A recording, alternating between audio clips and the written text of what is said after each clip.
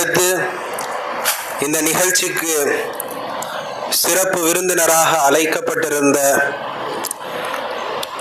Jamal Mohammed கல்லூரி திருச்சி, அங்கு பணியாற்றி கொண்டிருக்கக்கூடிய உதவி பேராசிரியர் உஸ்தாது பெருந்தகை, பிலாலியா அரபிக் கல்லூரி, கீழக்கரை புகாரியா ஆலிம் அரபிக் கல்லூரி, பிஎஸ் அப்துல் ரஹ்மான் யூனிவர்சிட்டி, தற்பொழுது ஜமால் முகமது அரபிக் கல்லூரியில் மிக சிறப்பாக பணியாற்றி கொண்டிருக்கக்கூடிய ஆசிரியர் பெருந்தகை. அது மட்டுமல்ல, இந்த பரிசளிப்பு விழாவிற்கு ஏற்றமானவர்கள் என்று கூட சொல்லலாம். காரணம் என்று சொன்னால், 1997ஆம் ஆண்டு மஜ்லிசுல் மதாரிசுல் அரபியா நடத்திய தஃப்சீர் போட்டிகளில் முதல் பரிசு பெற்றார்கள்.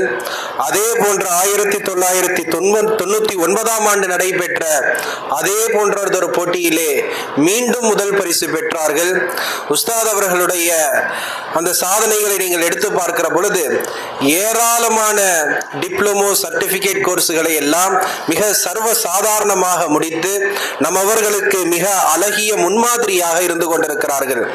அவர்களுக்கு நமது மதரசாவினுடைய முதல்வர் அவர்கள் சால்வை அனுபவித்து நினைவு பரிசு வழங்குமாறு அன்போடு கேட்டுக்கொள்கிறேன்.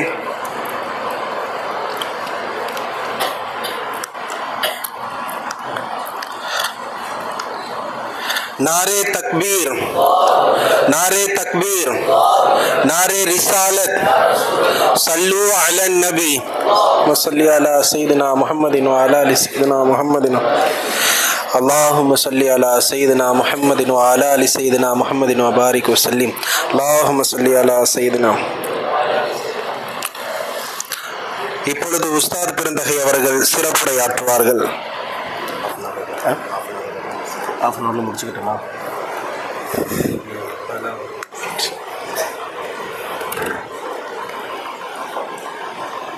أعوذ بالله من الشيطان الرجيم بفضل بسم الله الرحمن الرحيم الحمد لله وكفى الصلاة والسلام على عباده الذين اصطفى خصوصا على سيدنا محمد المصطفى وعلى آله وأصحابه أهل الصدق والوفاء. أما بعد، فقد قال تعالى في القرآن العظيم والفرقان المجيد: أعوذ بالله من الشيطان الرجيم بفضل بسم الله الرحمن الرحيم يرفع الله الذين آمنوا منكم والذين أوتوا العلم درجات. وقال نبينا محمد رسول الله صلى الله عليه وسلم: من سلك طريقا يلتمس فيه علما سهل الله له طريقا إلى الجنة، أو كما قال عليه الصلاة والسلام. رب اشرح لي صدري ويسر لي أمري واحلل عقدة من لساني يفقهوا قولي.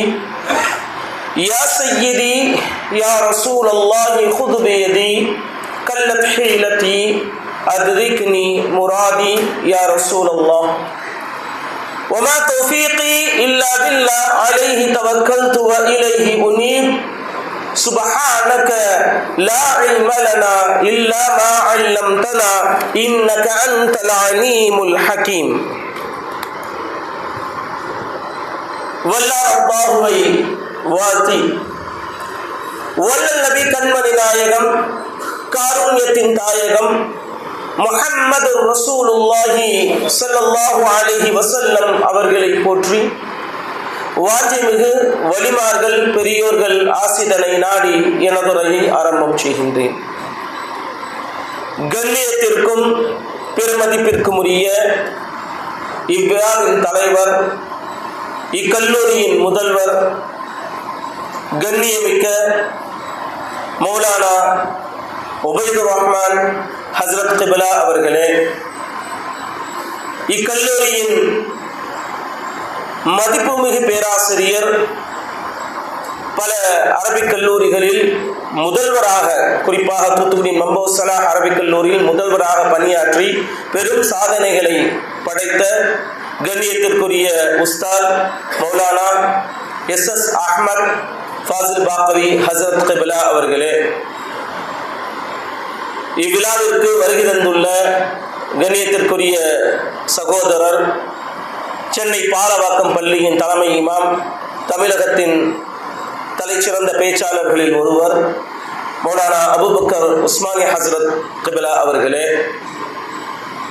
இவ்விழாவில் எனக்கு முன்னால் உரையாற்றிய அன்பு சகோதரர் சுல்தான் பாக்கவி ஹசரத் கிபிலா அவர்களே, மற்றும் இக்கல்லூரியின் தாளாளர் மௌலானா முஹையுத்தீன் ஜமாலி ஹசரத் கிபிலா அவர்களே, அன்வாருல் கலீமி உலமா பேரவையினுடைய நிர்வாக பெருமக்களே, இவ்விழாவிற்கு வருகை தந்துள்ள வேறு அரபிக் கல்லூரியிலிருந்து வருகை தந்துள்ள பேராசிரியர்களே, அன்பு சகோதரர்களே, மாணவர்களே, உங்கள் அனைவருக்கும் ஆரம்பமாக எனது இனிய இஸ்லாமிய முகமனை தெரிவித்துக் கொள்வதில் மிக்க மகிழ்ச்சி அடைகின்றேன்.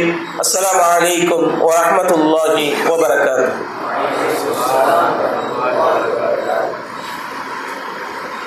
அருமையானவர்களே, ஆமீர் கலிமி அரபிக் கல்லூரிக்கும் எனக்கும் உள்ள தொடர்பு என்பது 17 ஆண்டுகளுக்கு முன்னால் ஏற்பட்ட தொடர்பு. மதரசா ஆரம்பிக்கிறதுக்கு முன்னாடியே இது போல மதரசா ஆரம்பிக்கலாம் பேசும்போதே இது சம்பந்தமாக நான் அப்போது பிலாலி அரபிக் கல்லூரியில் பணியாற்றி கொண்டிருக்கும் பொழுது மொய்தீன் ஹாஃபிஸா இதை பற்றி ஒரு பெரிய திட்டம் போட்டுக்கிட்டு இருந்தாங்க. அல்லாஹ்வுடைய கிருபையில சர்க்காருடைய மிகப்பெரிய தவஜ்ஜுஹோடு இக்கல்லூரி ஆரம்பிக்கப்பட்டு இதில் நான் 2-3 முறை வருகை தந்துள்ளேன். இந்த ப்ரோக்ராமுக்காக வந்திருக்கேன். இறுதி ஆண்டு மாணவர்களுடைய ப்ராஜெக்ட் வைவாவுக்காக வேண்டி வந்திருக்கேன். எனக்கு முன்னால் பேசிய அபூபக்கர் சொன்னாங்க இல்லையா, ரிசர்ச். எனக்கு தெரிந்து அரபிக் கல்லூரிகளில் இறுதி ஆண்டு மாணவர்களுக்கு ஒரு குறிப்பிட்ட தலைப்பை கொடுத்து அந்த தலைப்பின் கீழ் ஆராய்ச்சி செய்து ஒரு பெரிய ஒரு புத்தக வடிவில் ஒரு ரிசர்ச் தீசிஸ் ரெடி பண்ணி அதற்கு ஒரு சரியான முறையில் வைவா வாய்ப்பரிசை வைத்து அதற்கு பிறகுதான் ஆலிம் பட்டம் கொடுக்க வேண்டும் என்ற முறை வேறு எங்கு இருப்பது எனக்கு தெரியல.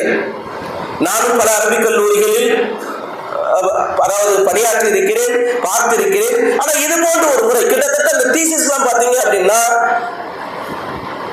கல்லூரிகளில் உதாரணமா ஒரு புது கல்லூரி அல்லது சென்னை பல்கலைக்கழகம் போன்ற கல்வி நிறுவனங்களில் சமர்ப்பிக்கப்படக்கூடிய ஒரு ஆய்வு கட்டுரைக்கு ஆய்வு தீசிஸ் அதற்கு ஈக்குவலா இருக்கும். நான் பார்த்திருக்கேன்.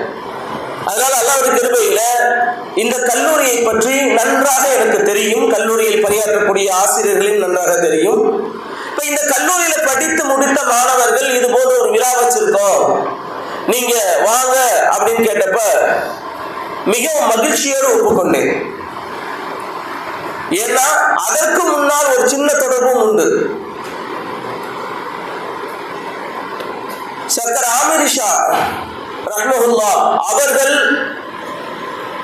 இந்த உலகை விட்டு மறைந்த பொழுது எனது கண்ணியத்திற்குரிய ஆசான் ஜமாலி அரபிக் கல்லூரியின் முதல்வர் மௌலானா சையத் ரயாஸ் அஹ்மத் ஜமாலி ஹசரத் அவர்கள் அரபியில் ஒரு கட்டுரை எழுதினார்கள். அந்த கட்டுரையை தமிழில் மொழிபெயர்க்கக்கூடிய பாக்கியத்தை அல்லாஹ் எனக்கு தந்தார். அந்த கட்டுரையை தமிழ்ல மொழிபெயர்த்து அவருடைய வாழ்க்கை வரலாறு, அவருடைய சாதனைகள், சர்க்காருடைய வாழ்க்கை வரலாறு மற்றும் சாதனைகளை அரபியில் எழுதியிருந்ததை நான் தமிழில் மொழிபெயர்த்து கொடுத்தேன். அந்த பாக்கியம் எனக்கு கிடைச்சது. இன்னொரு தொடர்பு இருக்கு. என்னவென்று சொன்னால் எனது தந்தை சர்க்காரிடம் பையத் வாங்கியவர்கள், பல வருடங்களுக்கு முன்னால் வாங்கினாங்க. ஸோ இந்த ஒரு கனெக்ஷன்லாம் இருக்கும்போது நான் கூப்பிடும் போது எனக்கு அழைப்பு கொடுக்கும் போது என்னால மறுக்கலாம் முடியல. கண்டிப்பாக வருகிறேன் என்று ஒப்புக்கொண்டேன். அல்ஹம்துலில்லாஹ். அப்ப இந்த கல்லூரி மென்மேலும் வளர்ந்து கொண்டே இருக்கிறது. இன்று இருக்கக்கூடிய சூழ்நிலையில இது போன்ற கல்லூரிகள் காலத்தின் கட்டாயம். சுல்தான் சொன்னாங்க இல்லையா, 2 கல்விகளையும் போதிக்கக்கூடிய கல்வி நிறுவனங்கள் என்பது ஷேக் நூஷா ரஹ்மத்துல்லாஹ் அவர்களுடைய ஒரு இனிஷியேட்டிவ், ஒரு ஐடியா.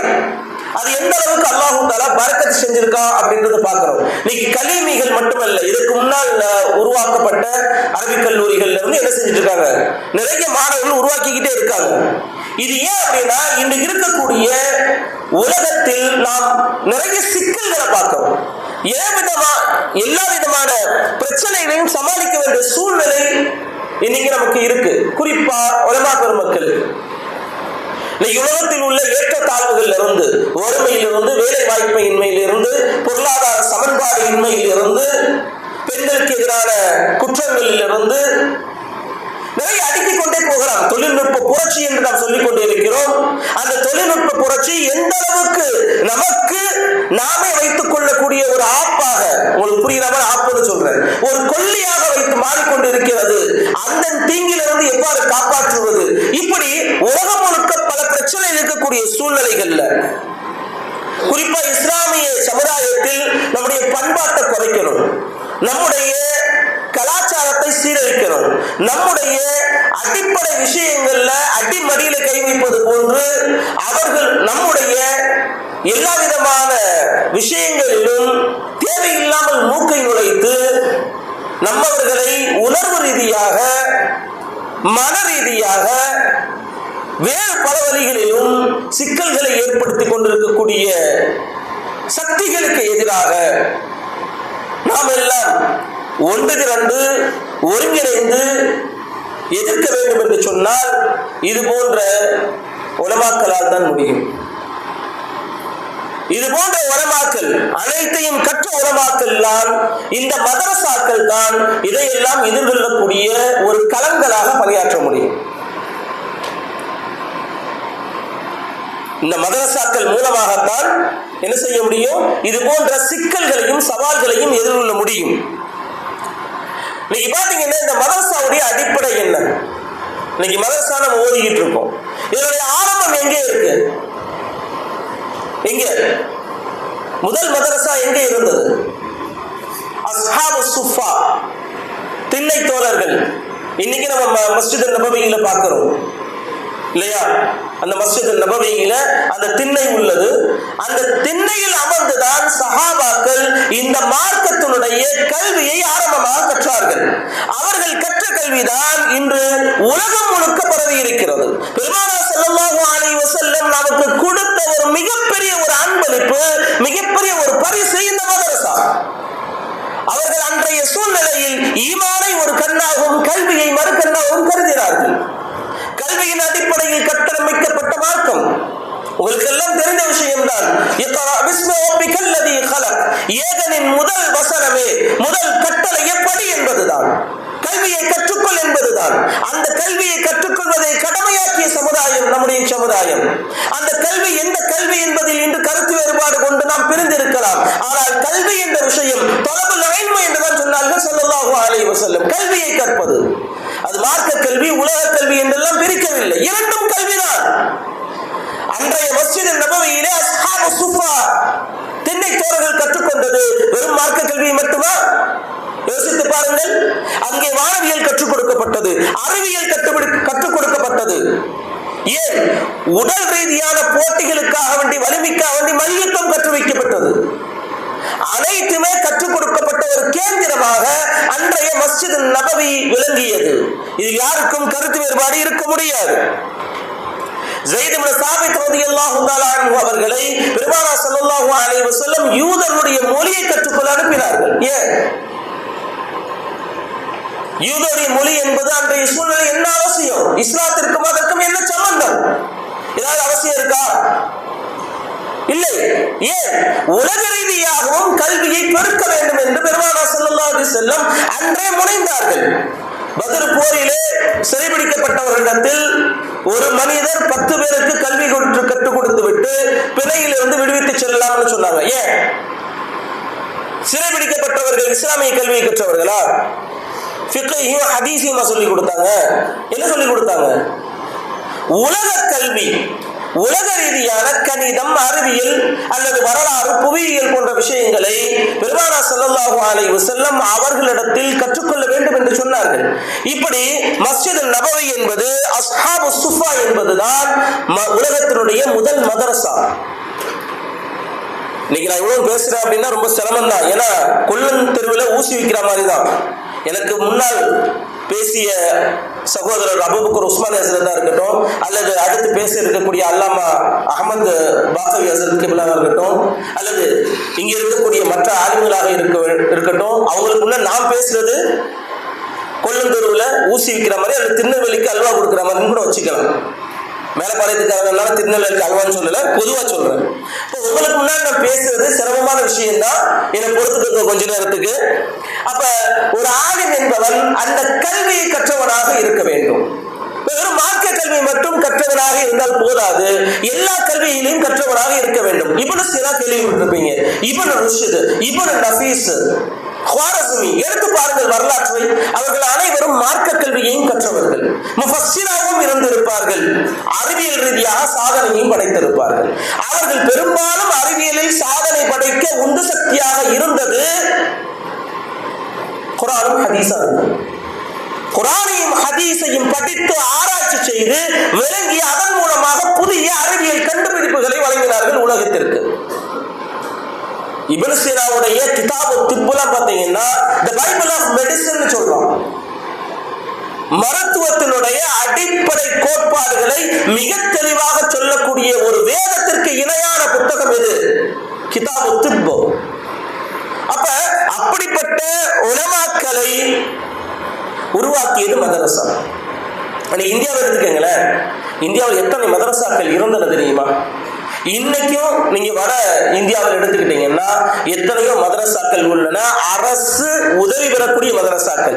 இன்று அதை நிறைய கை வச்சுக்கிட்டு இருக்காங்க, அரசு உதவி கொடுக்க முடியாதுன்றாங்க, வேற விஷயம். ஆனால் மதரசாக்கள் வெறும் முஸ்லிம்கள் மட்டுமல்ல, மதரசா என்று சொன்னாலே மாற்று மத சகோதரர்களும் அங்கு படித்தார்கள். இந்தியாவின் முன்னாள் பிரதமர் லால் பகதூர் சாஸ்திரி கூட ஒரு மதரசாவில் பயின்றவர். ஆச்சரியமா இருக்கு இல்லையா? நிறைய மாற்று மத சகோதரர்கள் தலைவர்கள்லாம் என்ன செஞ்சாங்கன்னா மதரசாக்கள்ல படிச்சிருக்காங்க. இப்படி இன்னைக்கு இந்தியாவில் இருக்கட்டும், தமிழ்நாட்டில் எத்தனையோ மதரசாக்கள் கடந்த 100 ஆண்டுகளுக்குள் பாத்தீங்க அப்படின்னு சொன்னா ஏராளமான அரபிக் கல்லூரிகள் உருவாகி இருக்கின்றன. இத்தனைக்கும் ஆரம்ப புள்ளி என்னவென்று சொன்னால் பெருமானார் ஸல்லல்லாஹு அலைஹி வஸல்லம் அவர்கள் சஹாபாக்களை வைத்து அவர்களுக்கு கல்வி போதித்த அந்த திண்ணை தான். அந்த சுஃபா என்பதுதான் உலகில் முதல் மதரசா, முதல் போர்டிங் ஸ்கூல்னு சொல்லலாம். போர்டிங் ஸ்கூல்னா என்ன? தங்கி படிக்கக்கூடிய ஒரு இடம். உலகில் முதலாக மார்க்க கல்வியை தங்கி கற்றுக்கொண்ட இடம் அதுதான். இன்னைக்கு நம்ம மதரசாவுல தங்கி படிக்கிறோம். நமக்கு அல்லாஹ்வுடைய கிருபையில உணவு கிடைக்குது. அஸ்ஹாபு சுஃபாவுக்கு உணவுனா கேரண்டி கிடையாது. எப்ப உணவு கிடைக்கும், உணவு கிடைக்காதுன்னு சொல்ல முடியாது. பல நேரங்களில் பட்டினியாக இருந்துதான் இந்த மார்க்கத்தினுடைய கல்வியை அவர்கள் கற்றுக்கொண்டார்கள். இந்த மார்க்கத்துடைய கல்வியை பட்டினியோடு அவர்கள் கற்றுக்கொண்டார்கள். எல்லா நேரமும் அந்த திண்ணையிலே உட்கார்ந்து கற்றுக்கொண்டே இருப்பார்கள்.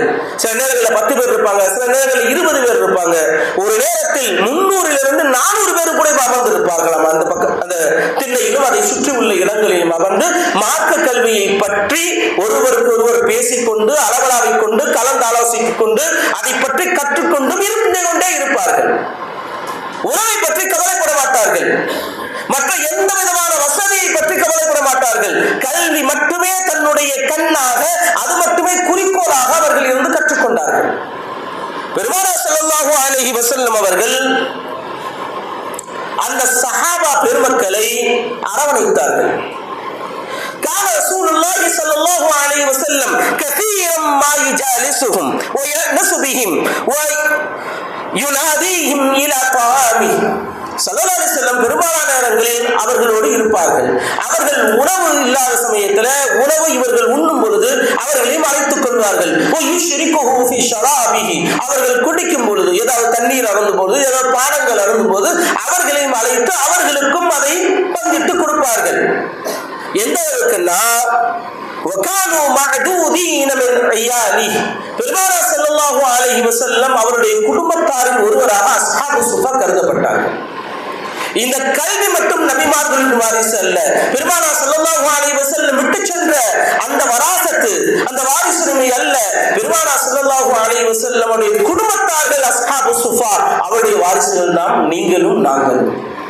நாங்கள் எல்லாம் கற்று முடித்து விட்டோம், நீங்கள் எல்லாம் கற்றுக்கொண்டு இருக்கிறீர்கள். மற்ற மதங்களில் மற்ற மார்க்கங்களில் பார்த்தீங்கன்னா வேதங்கள் அப்படியே நாலாவட்டத்தில் இல்லாம போயிருச்சு. யூதர்களுடைய அறிவும் சரி, அவருடைய வேதத்தின் ஞானமும் சரி, அல்லது கிறிஸ்தவர்களுக்கு வழங்கப்பட்ட அந்த வேதமும் சரி, நாலாவட்டத்தில் அவர்களுடைய அலிஷாத்தியத்தின் காரணமாக சரியான முறையில் அதற்காக வேண்டி முனையாமல், அதற்காக வேண்டி ஒரு குழுவை ஏற்படுத்தி அவர்கள் சரியான முறையில் அதை தலைமுறையாக கொண்டு செல்லாததின் காரணமாக அந்த கல்வி என்பது பெரும்பாலும் அழிந்து போய்விட்டது. ஆனால் பெருமானார் ஸல்லல்லாஹு அலைஹி வஸல்லம் அவர்கள் காட்டி தந்த இந்த பாதை, இந்த மார்க்கத்தின் பொக்கிஷம் என்பது யாரிடத்திலும் எங்கேயும் தொலைந்து போகாமல் தொடர்ந்து இன்று வரை இருக்கின்றது என்று சொன்னால் அந்த அஸ்ஹாபு சுஃபாவுடைய தியாகம், உணவில்லாமல் அவர்கள் பட்ட தியாகம். நான் சொன்னது போன்று ஏறத்தாழ ஒரு 300-400 பேருக்கு மேல இருப்பாங்க. ஆனால் உணவுக்கு அவ்வளவு சிரமப்படுவாங்க. அல்லாஹ் அவர்களை பற்றி சொல்கின்றான், லில் ஃபுகராஇல் லதீன வஹ்சிரு ஃபீ சபீலில்லாஹ். அல்லாஹ்வுடைய பாதையில் இருக்கக்கூடிய அந்த ஏழைகள், லா யஸ்ததீஊன மர்தன் ஃபில் அர்த், அவர்கள் யாரிடத்திலும் போய் யாசகம் கேட்க மாட்டார்கள். யஹ்சபுஹுல் ஜாஹிலு அக்னியாஅ மின் அத்தஅஃஃபுஃப், அவர்களுடைய அந்த உறுதித்தன்மையின் காரணமாக, யாரிடத்திலும் யாசகம் கேட்காமல் இருப்பதின் காரணமாக பார்ப்பவர்கள் என்ன நினைப்பாங்கன்னா, அவங்க எல்லாம் பணக்காரங்க போல, அவங்கள்ட்ட காசு இருக்கும் போல, அவங்க சாப்பிட்டுருப்பாங்க போல நினைப்பாங்க. நம்மளுக்கு இப்ப வெள்ளியும் சொல்லமா இருக்கிறது ஆலிம்சாக்களை பார்த்தா அப்படிதான் நிறைய பேர் நினைப்பாங்க. ஆலிம்சாவுக்கு என்னங்க, நம்மளாவது அழுக்கு ட்ரெஸ் போடுவோம், அவர் எப்பவுமே ரைட்டா வெள்ளை ஜிப்பா, வெள்ளை சட்டை, வெள்ளை கைலி, வெள்ளை தொப்பி, அவர் ரொம்ப சொலிப்பா இருப்பாரு, அவருக்கு ஒரு கவலையும் இல்லை அப்படின்னு நிறைய பொதுமக்கள் நினைக்கிறாங்க இல்லையா? அல்லாஹ் தஆலா அவர்களை பற்றி சொல்கின்றான், யஹ்சபுஹுல் ஜாஹிலு அக்னியாஅ மின் அத்தஅஃஃபுஃப், அவர்களை பார்த்து மடையர்கள் செல்வந்தர்கள் என்று நினைப்பார்கள். தஅரிஃபுஹும் பிஸீமாஹும், அவருடைய அடையாளத்தை பார்த்து நீங்கள் தெரிந்து கொள்ளலாம். லா யஸ்அலூன الناس இல்ஹாஃபா, மனிதனிடத்தில் போய் அவர்கள் என்ன செய்ய மாட்டாங்க, யாசகம் கேட்டு தொல்லை செய்ய மாட்டார்கள், எங்களுக்கு குடும்பம்னு கேட்க மாட்டாங்க. அப்படிப்பட்டவர்களை பற்றி தான் அல்லாஹ் தஆலா குர்ஆன்ல சொல்றான். யோசிச்சு பாருங்க, நம்முடைய சமுதாயம் எந்த அளவுக்கு இந்த அளவுக்கு முன்னேறி இருக்கு அப்படின்னா அதற்கு அடிப்படை விதையாக இருந்தவர்கள் அந்த அஸ்ஹாபு சுஃபா. கல்வி கற்றுக்கிட்டே இருப்பாங்க. போர் வந்துச்சு அப்படின்னா அதில் யார் யாருக்கெல்லாம் இயலுமோ அவர்கள் போயிடுவாங்க. எதை பற்றியும் கவலை கொள்ள மாட்டார்கள். அவருடைய பிரபலமானவர்கள் வாசில் இப்னு அஸ்கா, அதே போன்று சஅத் இப்னு அபி வக்காஸ், அபூ ஹுரைரா ரலியல்லாஹு தஆலா அன்ஹு அஸ்ஹாபு சுஃபா, திண்ணை தோழர்களில் ஒருவர். நிறைய பேர் சொல்லுவாங்களா அக்ஸர் அபூ ஹுரைரான்னு சொல்றாங்களா. அதாவது அதிகமான ஹதீஸ்களை அறிவித்தவர்கள் அபூ ஹுரைரா ரலியல்லாஹு தஆலா அன்ஹு. ஹதீஸ் படித்தவர்களுக்கு தெரியும். இப்ப பார்த்தாலும் அன் அபீ ஹுரைரான்னு படிப்போம். அபூ ஹுரைரா ரலியல்லாஹு தஆலா அன்ஹு அவர்கள் அறிவித்த ஹதீஸ்கள் நிறைய. அதை பற்றி சொல்கிறார்கள் அபூ ஹுரைரா ரலியல்லாஹு தஆலா அன்ஹு, அன்தும் யா மாஷர் முஹாஜிரின் ஃபக்கத் ஷகலக்கும் அத்திஜாரா, முஹாஜிரின்களே உங்களுக்கு வியாபாரம் முக்கியமாகி விட்டது, வியாபாரத்தில் நீங்க பிஸி ஆயிட்டீங்க. யா மாஷர் அன்சார் ஃபக்கத் ஷகலக்கும் அல் ஹுகூல் வல் மஸாரி', உங்களுக்கு விவசாயமும் விவசாய நிலங்களும் முக்கியமாயிருச்சு, அதுல பிஸியா இருந்துட்டீங்க. ஆனா நான் அப்படி அல்ல. அம்மா அன ஃபக்கத் லாஸம்து ரசூலுல்லாஹி ஸல்லல்லாஹு அலைஹி வஸல்லம் மில்அபத்னி, வயிறு நிறைந்த அளவுக்கு, அதாவது முழுவதுமாக பெருமானார் ஸல்லல்லாஹு அலைஹி வஸல்லம் அவர்கள் மட்டுமே எனக்கு சதம், அவர்கள் மட்டுமே எனக்கு உரிமையானவர்கள், அவருடைய அருகாமையே எனக்கு போதுமானது என்று அவர்களிடத்தில் அமர்ந்து அவர்கள் வாயிலிருந்து வரக்கூடிய முத்துக்களை எல்லாம் நான் சேகரித்தேன். பெருமானார் ஸல்லல்லாஹு அலைஹி வஸல்லமுடைய புனிதமான வாயிலிருந்து வரக்கூடிய நல் வார்த்தைகளை நான் சேகரித்து வைத்திருந்தேன். சேகரித்து வச்சதுனால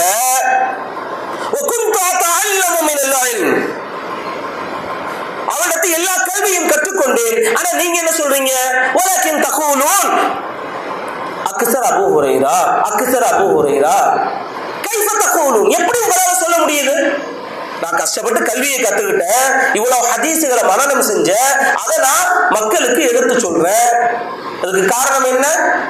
வேறு எதை பற்றியும் சிந்தனை இல்லாமல் பெருமானார் ஸல்லல்லாஹு அலைஹி வஸல்லம் அருகாமையில் அமர்ந்து கல்வியை கற்றுக்கொண்டதனுடைய பாக்கியம் என்று சொல்கிறார். இப்ப இவங்க கல்வியை கத்துக்கிட்டாங்களே, இவங்க எந்த அளவுக்கு சிரமப்பட்டிருக்காங்க.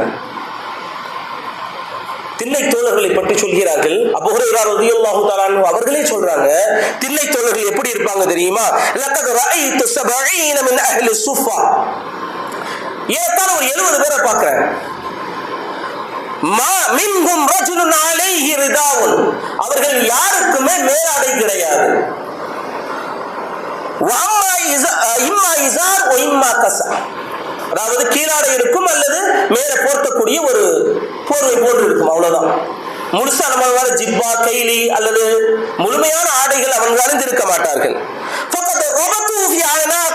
மின்ஹா மா யப்லுகு நிஸ்ஃப ஸாகைன் வ மின்ஹா மா யப்லுகு அல்-கஅபைன், அந்த கழுத்தை சேர்த்து துணியை முடிச்சு போட்டு கட்டியிருப்பாங்களாம். அந்த துணி என்பது சில நேரங்கள்ல இந்த முட்டிக்காலுக்கு கீழே சாக்கு வரைக்கும் வரும், சில பேருக்கு கரண்டைக்கால் வரைக்கும் வரும், அவ்வளவுதான். அந்த கரண்டைக்கால் வரைக்கும் வரக்கூடிய துணியை என்ன செய்வாங்க, அவர்கள் என்ன செய்வார்கள், அப்படி துணியை அப்படி புடிச்சுக்குவார் சேர்த்து. ஏன்னா கராஹதன் மின் அன் துரா அவ்ரதுஹு, எங்கே அங்க துணி விலகுனா அவங்களுடைய மர்மஸ்தானம் ஏதாவது தெரிஞ்சிருமோ, அவருக்கு ஏதாவது வெளியாயிருமோன்னு பயந்து அவர்கள் துணியை பிடித்த வண்ணமாக இருப்பார்கள். சுப்ஹானல்லாஹ், எப்படி கல்வியை கற்றுக்கொண்டிருக்காரு பாருங்க. உணவை பற்றி கவலைப்படவில்லை, துணிமணியை பற்றி கவலைப்படலை, மற்ற எதை பற்றியும் ஒரு சிந்தனையே இல்லை.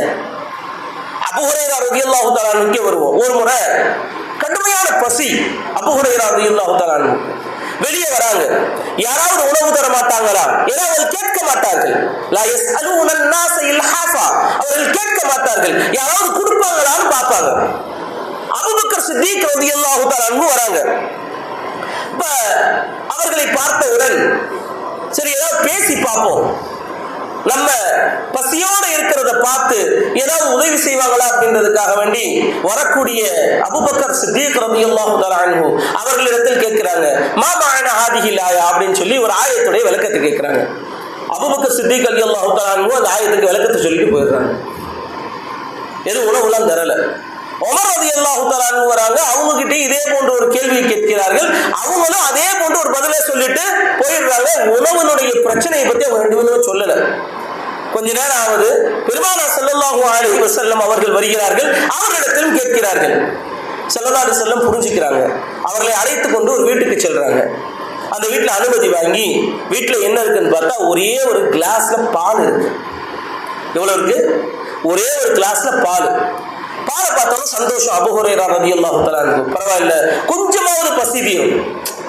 யானை பசிக்கு சோற பொரிம்பாங்க, நல்ல பசி, ஆனா இருக்கிறது ஒரே ஒரு கிளாஸ் பால். சரி குடிச்சிருவோம் அப்படின்னு நினைக்கும் போது ஸல்லல்லாஹு அலைஹி வஸல்லம் சொன்னாங்க, போய் யார் யாரெல்லாம் அஸ்ஹாபு ஸுஃபா இருக்காங்களோ எல்லாத்தையும் கூட்டிட்டு வாங்கன்ட்டாங்க. போச்சா, இருந்தது ஒரு கிளாஸ் பால், ஒரு ஆளுக்கே பத்தாது. ஆனால் இருக்கக்கூடிய அனைவரையும் அழைத்து வர சொல்கிறார்கள் பெருமானார் ஸல்லல்லாஹு அலைஹி வஸல்லம். என்ன செய்ய? பெருமானாரின் கட்டளை, மாறு செய்ய மாட்டார்கள் சஹாபா பெருமக்கள். உடனே போனாங்க, போய் இருந்தவங்க எல்லாம் கூட்டிட்டு வந்தாங்க. கூட்டிட்டு வந்து நிராசையோடு நிற்கிறார்கள். எங்கே அவர்களுக்கு பால் கிடைக்குமோ கிடைக்காதோ, என்ன செய்யன்னு பாக்குறாங்க. ஸல்லல்லாஹு அலைஹி வஸல்லம் அந்த கிளாஸ் பால் இருக்கு இல்லையா, அதை கொடுக்கிறாங்க. ஒவ்வொரு சஹாபியும் குடிக்கிறார்கள். அங்கே இருந்த ஏறத்தாழ 300 சஹாபாக்கள் வந்தார்கள். அத்தனை சஹாபாக்களும் குடித்தார்கள். ஒரு கிளாஸ் பால் சற்று கூட குறையவில்லை. கண்மணி நாயகம் ஸல்லல்லாஹு அலைஹி வஸல்லம் அவர்களுக்கு அல்லாஹ் தஆலா வழங்கிய அற்புதம். ஒரு கிளாஸ் ஒரு சொட்டு கூட குறையல. அத்தனை சஹாபாக்களும் குடித்து முடித்தார்கள்.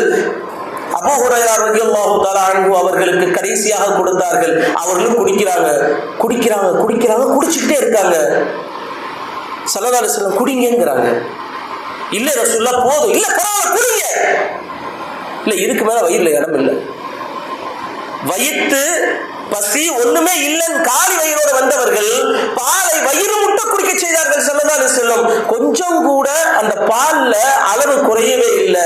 ஸல்லல்லாஹு அலைஹி வஸல்லம் மிச்ச பாலை குடித்தார்கள் என்று இமாம் புகாரி ரஹ்மத்துல்லாஹ் அவர்கள் பதிவு செய்து வைத்திருக்கிறார்கள். எவ்வளவு முக்கியமான விஷயம் பாருங்க. கல்விக்காக வேண்டி அவர்கள் கஷ்டப்பட்டதுக்கு இங்க நம்ம கவனிக்க வேண்டியது, அல்லாஹு தஆலா உணவை அவர்களுக்கு வழங்கினான். وَمَن يَتَّقِ اللَّهَ يَجْعَل لَّهُ مَخْرَجًا وَيَرْزُقْهُ مِنْ حَيْثُ لَا يَحْتَسِبُ. அல்லாஹ் அப்படி சொல்றான். யார் இறைவனை அஞ்சுகிறாரோ அவர் நிலையாபுரத்திலிருந்து அல்லாஹ் வழங்குவான். இது போன்று நீங்கள் கல்வி கற்க வந்திருக்கிறீர்கள், அல்லாஹ் தஆலா உங்களுக்கு மேன்மையை வழங்குவான். يَرْفَعِلَّهُ الَّذِينَ آمَنُوا مِنكُمْ وَالَّذِينَ أُوتُوا الْعِلْمَ دَرَجَاتٍ. உங்கள் அனைவருக்கும் தெரிந்த வசனம். கல்வி கொடுக்கப்பட்ட உங்களுக்கு அல்லாஹ் தஆலா அந்தஸ்துகளை உயர்த்துவான். ஆனால் அந்த அந்தஸ்து உயர்த்தப்பட வேண்டும் என்று சொன்னால் நீங்க என்ன செய்யணும்? நீங்க என்ன செய்ய போறீங்க?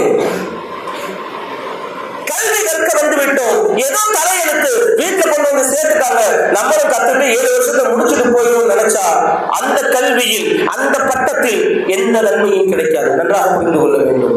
கல்வி கற்கக்கூடிய காலத்தில் நீங்கள் எந்த அளவிற்கு உங்களை முழுமையாக அர்ப்பணிக்கிறீர்களோ, சொல்வார்கள் அல்லவா, அல்-இல்மு லா யுதீக பஅதஹு ஹத்தா துதீஹி குல்லக். கல்வி என்பது சிறிது கூட உங்களுக்கு கிடைக்காது. எது வரைக்கும் தெரியுமா? ஹத்தா துதீஹி குல்லக், முழுமையாக உங்களை நீங்கள் ஒப்படைக்கின்ற வரை. கல்வி வேணும்னா அது கடைசிற கல்ல. கடையில போய் 1 கிலோ இல்மு, 2 கிலோ ஹிக்மத், 1/2 கிலோ தஃப்சீர் வாங்கி வர முடியுமா? இல்ல. அல்லாஹ் தஆலா கொடுக்கக்கூடிய ஞானம் இது. யுத்தில் ஹிக்மத மன் யஷா. நாடியவருக்கு தான் இந்த ஞான பொக்கிஷத்தை அல்லாஹ் வழங்குவான். வமன் யுரிதில்லாஹு பிஹி கைரன் யுஃபக்கிஹுஹு ஃபித்தீன். அல்லாஹ் யாரை நாடுகிறானோ அவர்களை தான் மார்க்க அறிஞராக ஆக்குவான். உங்களை அல்லாஹ் தஆலா நாடி இருக்கிறான், இங்கே கொண்டு வந்து சேர்த்து இருக்கிறான். மிகச்சிறந்த ஒரு இடத்தில் நீங்கள் வந்திருக்கிறீர்கள். உங்களுக்காக வேண்டி உலகத்தில் உள்ள அனைத்து நபர்களும் துஆ செய்கிறார்கள். இன்னல்லாஹ வ மலாயிகத்தஹு வ அஹ்லஸ் ஸமாவாதி வல் அர்த் ஹத்தா அன்-நம்லத்து ஃபி ஹஜ்ரிஹா. அந்த பொந்தில் இருக்கக்கூடிய எறும்பிலிருந்து வ ஹத்தல் ஹூத் ஃபில் பஹர், கடலில் இருக்கக்கூடிய மீன் வரை எல்லாரும் துஆ செய்றாங்க. யாருக்காக வேண்டி? யாருக்காக துஆ செய்றாங்க? கல்வி கற்கக்கூடிய, கல்வி கற்பிக்கக்கூடிய உங்களுக்காக வேண்டி துஆ செய்து கொண்டிருக்கிறார்கள். உங்களுடைய அந்தஸ்து உயர்வானது. அல்லாஹ் தஆலா இல்ம் என்ற வார்த்தையை மட்டுமே பார்த்தீங்க அப்படின்னா குர்ஆன்ல 779 முறை வருகிறது. இல்மு அதனுடைய முஷ்தக்காத்துகள், யஅலமூன், தஅலமூன், யஅலமூன், நஅலமு, எப்படி வேணா வச்சுக்கோங்க. அந்த முஷ்தக்காத்துகள், இல்முடைய முஷ்தக்காத்துகள் 779 தடவை வருது குர்ஆன்ல. அதனால தான் அல்லாஹ் எப்படி சொல்றான், குல் ஹல் யஸ்தபில் லதீன யஅலமூன வல் லதீன லா யஅலமூன். அறிந்தவர்களும் அறியாதவர்களும் சமமாவார்களா? இப்ப நீங்களும் அடுத்த ஒரு சமமான் கேட்டா இல்ல. உங்களை அல்லாஹ் தஆலா உயர்வாக வைத்துள்ளான். இன்னொரு கேட்கறான்ல, வமா யஸ்தபில் அமா வல் பஸீர் வலத்துலுமாத் வலன் நூர் வலதில்லு வலல் ஹரூர். கண் இருப்பவனும் இல்லாதவனும் சமமாக முடியுமா? இருளும் ஒளியும் சமமாகுமா? நிழலும் வெயிலும் சமமாகுமா? இல்லையே. அப்படி இருக்கும் பொழுது நீங்கள் படித்தவர்கள், இல்மை கற்றவர்கள், குறிப்பாக மார்க்க கல்வியை கற்றவர்கள், அல்லாஹ் தஆலா உங்களை இதற்காக தேர்ந்தெடுத்திருக்கான். சஹாபாக்கெல்லாம் இந்த கல்வியை கற்பதற்காக வேண்டி உமர் ரலியல்லாஹு தஆலா என்ன செய்வாங்களா, ஏதாவது வேலை இருந்தால் அவர்கள் கல்வியை கற்பதற்காக வேண்டி பெருமானாரோடு இருப்பார்கள். ஏதாவது வேலை வந்து விட்டால் தனக்கு பிரதிநிதியாக ஒரு ஆளை நியமித்து பெருமானார் ஸல்லல்லாஹு அலைஹி வஸல்லம் அன்னைக்கு என்ன சொல்றாங்க அப்படின்றத ரெக்கார்ட் பண்ணி அவங்க அதை கத்துக்குவாங்களாம். இங்க ஹதீஸ் கிதாபுகள்ல இது ஒரு பாபி பார்க்கலாம். அத்தனாவுபு ஃபி தஅல்லுமில் இல்ம் வல் ஃபில் இல்ம். கல்வி கற்பதில தனாவுப். தனாவுப்னா என்ன அர்த்தம்? நௌபா. எப்படிமா நௌபான என்ன அர்த்தம்? உனக்கு பகரமாக நான் மாத்தி மாத்தி என்ன செய்யறது, அதற்காக வேண்டி ஷிஃப்ட் வச்சுக்கிறது. அது போன்று சஹாபாக்கள் என்ன செஞ்சாங்க, கல்வியை கற்றுக்கொண்டார்கள். இப்ப இன்னைக்கு நம்ம மார்க்க அறிஞர்கள்லாம் பார்த்தீங்கன்னா இமாம் அபூ ஹனீஃபா பத்தி சொன்னாங்க, இமாம் அபூ யூசுப் ரஹிமஹுல்லாஹ் எல்லாத்தையும் பத்தி சொன்னாங்க. எவ்வளவு சிரமப்பட்டு கல்வி கற்றார்கள். இமாம் ஷாஃபி ரஹ்மத்துல்லாஹி அலைஹி. நம்ம சமீபத்தில் கூட பாத்தீங்கன்னா சென்ற நூற்றாண்டு அப்துல் ரஹீம் ராய்பூரி அவங்க என்ன செஞ்சாங்கன்னா தேவபந்த் மதரசாவுக்கு போயிருக்காங்க. தேவபந்த் மதரசாவில் பாத்தீங்க அப்படின்னா சீட்டு இல்லை. முதல்வரை போய் சந்திக்கிறாங்க, எவ்வளோ சிரமப்படுறாங்க, சீட்டு இல்லைன்னு சொல்லிட்டாங்க. இப்ப இப்ப சீட்டு இல்லைன்னாலும் பரவாயில்ல, இனி எப்படியாச்சும் கல்வி கற்க நீங்க சேர்த்துக்கணும் போது சாப்பாடு கொடுப்பதற்கு வசதி இல்லை. நீங்க வேண்டுமானால் மதரசாவில் தங்கிக் கொள்ளலாம், கல்வியை கற்றுக்கொள்ளலாம், சாப்பிடுவதற்கு முடியாது அப்படின்ட்டாங்க. இப்போ அவங்க என்ன செஞ்சாங்கன்னா, அப்துல் ரஹீம் ராய்பூரி ரஹ்மத்துல்லா அந்த தேவபந்த் மதரசாவுக்கு பின்னாடி பல கடைகள் இருக்குமா, என்னது பல கடைகள், அதுல அழுகி போன பழங்கள் எல்லாம் நைட்ல தூக்கி போடுவாங்களாம். அந்த பழங்களை எடுத்து சாப்பிட்டு கல்வியை கற்றுக்கொண்டார்களாம்.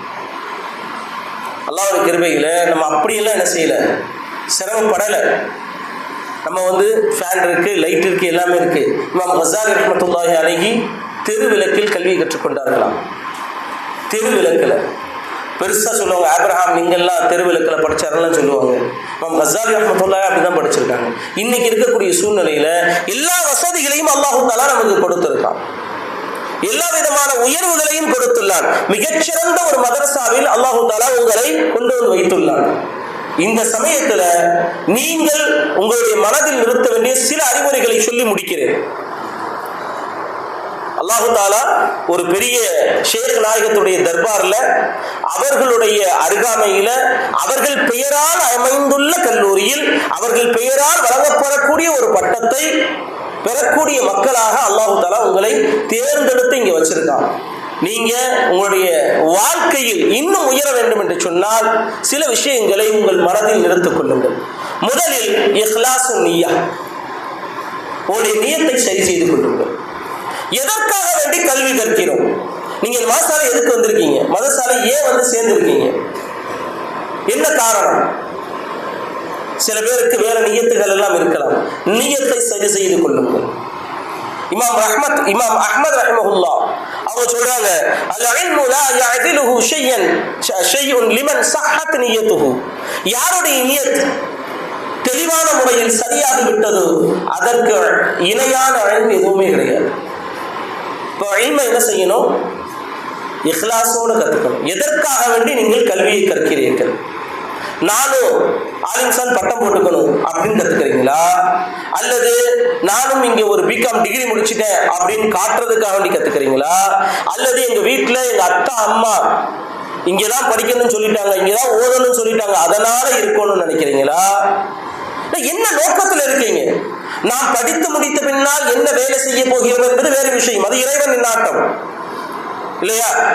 இறைவன் என்ன நாடி இருக்கிறாரோ அந்த நோக்கத்துல வேலை செய்யலாம், வேலைகளை பார்க்கலாம். ஆனால் இருக்கின்ற காலம் வரை இங்கே கல்வி கற்க உள்ள நுழைந்ததிலிருந்து வெளியே போகின்ற வரை உங்களுடைய நியத் இஹ்லாஸான நியத்தாக இருக்க வேண்டும். ஸல்லல்லாஹு அலைஹி வஸல்லம் தெளிவாக சொன்னார்கள், லா ததஅல்லமு அல் இல்ம், நீங்கள் கல்வியை கற்க வேண்டாம். எதுக்காக வேண்டி கல்வி எதுக்காக வேண்டி கற்றுக்கொள்ளணும்? ஸல்லல்லாஹு அலைஹி வஸல்லம் சொல்றாங்க, லா ததஅல்லமு அல் இல்ம், நீங்கள் கல்வியை கற்க வேண்டாம். எதற்கு? லித்பாஹு பிஹில் உலமா வ லித்மாரு பிஹி சுஃபஹா,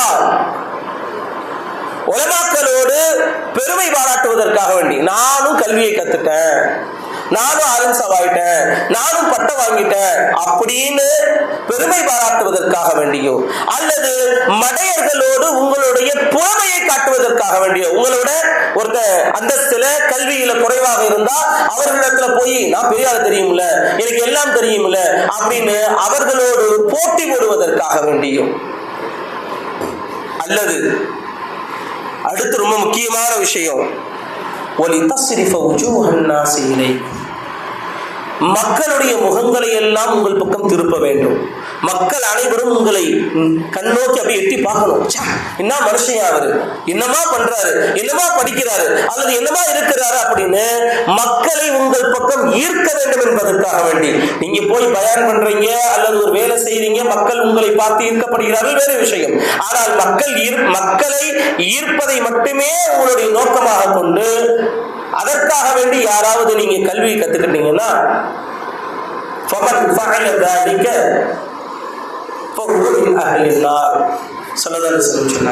யாரு கல்வியை கற்கும் போது உலமாக்களோடு பெருமை பாராட்டுவதற்காக வேண்டி அல்லது அடுத்தவர்களோடு போட்டி போட்டு தன்னை பெரியவன் என்று காட்டுவதற்காக அல்லது மக்களை தன்னின் பக்கம் கவர்ந்திருப்பதற்காக வேண்டி கல்வியை கற்றுக்கொண்டானோ அவன் நரகவாதி என்று சொன்னார்கள்.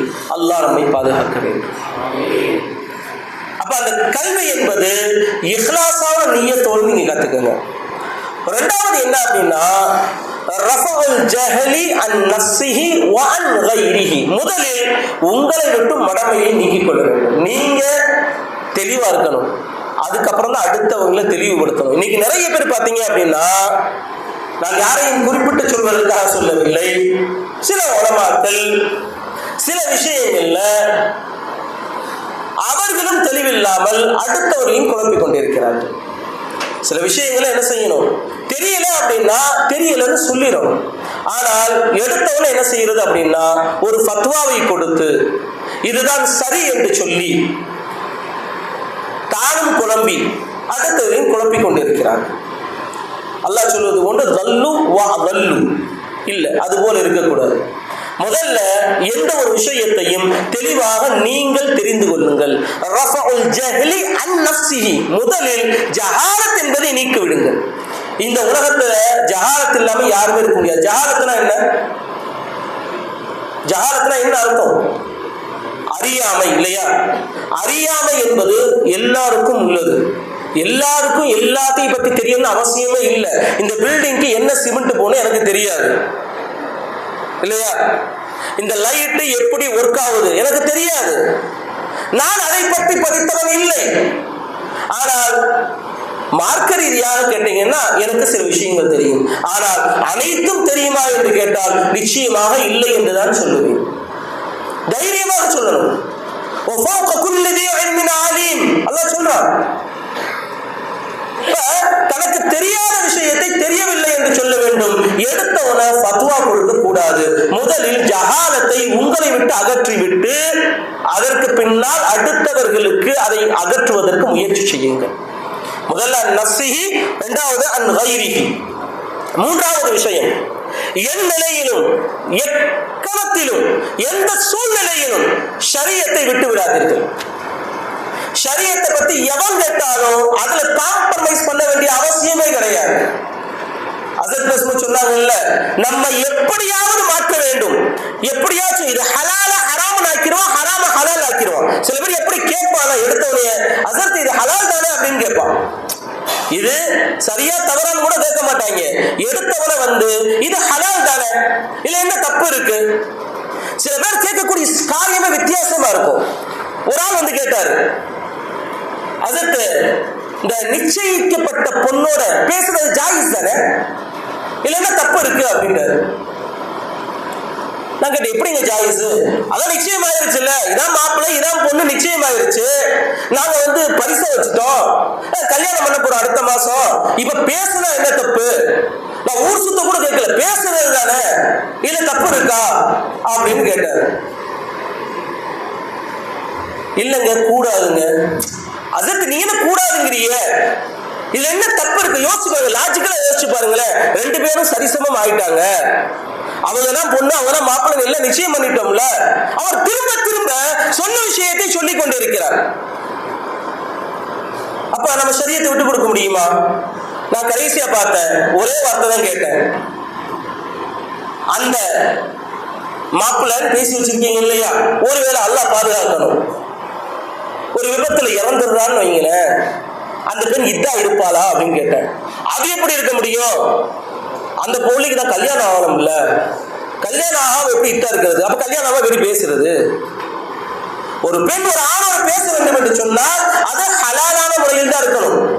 இத கூட நம்மகிட்ட விட மாட்டாங்க சமுதாயம். எப்படியாவது உங்களை மண்டையை கழுவி ஒரு கட்டத்துல வெறுத்து போய் என்ன செய்யணும், உங்களை சிக்கலில் மாற்றி விடுவார்கள். கவனமாக இருக்க வேண்டும். ஷரியத்தை பாதுகாக்கும் சூழ்நிலையில இன்னைக்கு உலமாக்கள் சந்திக்கக்கூடிய பிரச்சனை பெரிய பிரச்சனை. சமீபத்தில் நடந்த ஒரு பெரிய ஒரு குழப்பம் நீங்கள் கேள்விப்பட்டிருக்கலாம். சென்னையில் ஒரு முக்கியமான பள்ளியில் நடந்த ஒரு குழப்பம். என்ன குழப்பம் தெரியுங்கள?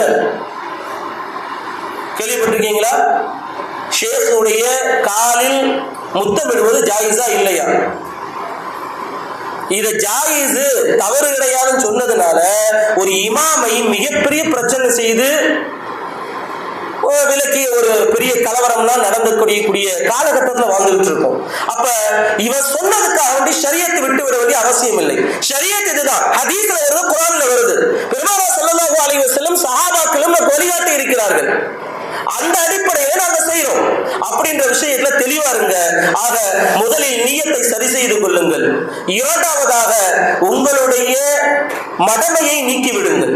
எந்த ஒரு விஷயத்திலும் தெளிவா இருங்க. மூன்றாவது, ஷரீஅத்தை எந்த நிலையிலும் விட்டு விடாதீர்கள். நீங்கள் ஷரீஅத்தின் பாதுகாவலர்கள். நீங்கள் ஷரீஅத்தின் பாதுகாவலர்கள். நீங்க தான் ஷரீஅத்தை பாதுகாக்கணும். நம்ம பாதுகாக்கல அப்படின்னு சொன்னா இந்த ஷரியத்துடைய சட்டங்கள் நாலாவட்டத்துல அப்படியே என்ன ஆயிடும்? டைல்யூட் ஆயிடும். டைல்யூட் என்று சொன்னால் அப்படியே கொஞ்சம் கொஞ்சமாக மாற்றப்பட்டு விடும். நம்ம தலையிலேயே ஏறி உட்கார்ந்துக்குவாங்க. அப்படிதான் நடந்துகிட்டு இருக்கு இன்னைக்கு. அரசாங்கமும் சரி, அரசும் சரி, அரசியல்வாதிகளும் சரி, நம்முடைய சமுதாயத்தில் இருக்கக்கூடிய சில நச்சு பாம்புகளும் சரி என்ன செய்வாங்க? ஷரியத்தை மாற்றுவதற்கு எப்படி வேணாம் முயற்சி செய்வாங்க. விட்டுறாதீங்க. நான்காவது, ரஹாபத்து ஸத்ர் ஃபீ மஸாயிலில் খিলাஃப். சில நேரங்களில் பிரச்சனை வரும்போது தாராள மனசோடு விட்டுட்டு போயிருக்கு. நான் சொல்வது அகீதா ரீதியான பிரச்சனைகள் அல்ல. சில மஸ்அலாக்கள் ஹனஃபியா, ஷாஃபியா இது போன்ற விஷயங்கள் வரும் இல்லையா? ஹனஃபி மதஹுடைய சட்டம் என்ன, ஷாஃபி மதஹுடைய சட்டம் என்ன, அல்லது ஒரு பள்ளியில் இருக்கும்போது சில லேசான விஷயங்கள் எல்லாம் நீங்க என்ன செய்யுங்க? கொஞ்சம் தாராள மனதோடு மக்களை அணுகுங்க. ரொம்ப ஒரு இறுக்கமான சூழ்நிலையிலும் நாம் மக்களை சென்று அவர்களோடு உறவாடக்கூடாது. மக்கள் எல்லாரும் ஒரே மாதிரி இது இல்லை. அன்னாஸ் வஜினாஸ், மக்கள் பலவிதமான நிலைகள் இருப்பாங்க. அவர்களை நாம் என்ன செய்ய வேண்டியிருக்கு? டேக்கிள் பண்ண வேண்டியிருக்கு. அது எந்த நிலையில் இருந்தாலும் சரி. நீங்க இமாமாகவே இல்லை என்று சொன்னாலும் சரி. இப்ப நான் ஒரு கல்லூரியில ஆசிரியரா இருக்கேன், இருந்தாலும் சும்மா இருக்கிறது கிடையாது. மக்கள் அதற்கு இது என்ன அது என்னன்னு கேட்கிறவங்க இருக்கத்தான் செய்கிறாங்க. சரியா? அதனால அந்த குழப்பங்களை எல்லாம் சரி செய்து கொள்ளுங்கள். நிறைய பேசணும்னு நினைச்சிட்டு வந்த 1 மணி நேரம் பேசணும்னு முதல்ல சொன்னாங்க, அப்புறம் அரை மணி நேரம் ஆக்கிட்டாங்க. ஆனா அதையும் மீறி நான் 3/4 மணி நேரம் பேசிட்டேன்னு நினைக்கிறேன். நேரத்தை எடுத்துக்கொண்டதற்கு மன்னிக்கணும். நாம் எதை சொன்னோமோ, எதை கேட்டோமோ அதன்படி அமல் செய்வதற்கும் அல்லாஹு தஆலா நம்முடைய கல்வி பயணத்தில் எல்லா விதமான நன்மைகளையும், எல்லா விதமான பரக்கத்துகளையும், அபிவிருத்திகளையும் இஹ்லாஸோட நிய்யத்தோடு, மடமை நீக்கும் உயரிய நிச்சயத்தோடு, எல்லாவற்றிற்கும் மேலாக ஷரியத்தை பாதுகாக்கும் உயரிய பண்போடு வாழக்கூடிய ஆலிம்களாக நம் அனைவரையும் வல்லான் அல்லாஹ் ஆக்கியருள் புரிவானாக என்று வேண்டி விரும்பி துஆ செய்தவனாக என்னுடைய உரையை முடிக்கிறேன். வாக்ரு தஅவானா அல்ஹம்துலில்லாஹி ரப்பில் ஆலமீன். அஸ்ஸலாமு அலைக்கும் வரஹ்மத்துல்லாஹி வபரகாத்துஹு.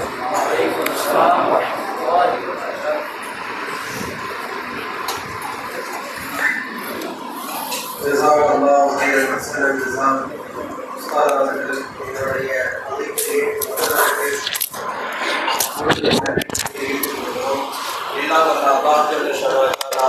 அவர்களின் மூலமாக இந்த உம்மத் இன்னும் பல நன்மைகள் பெற்ற அவர்களுக்கு நீண்ட ஆயுளும் நிறைந்த செல்வமும் தந்து அவர்களுக்கு பேரருள் புரிவானாக.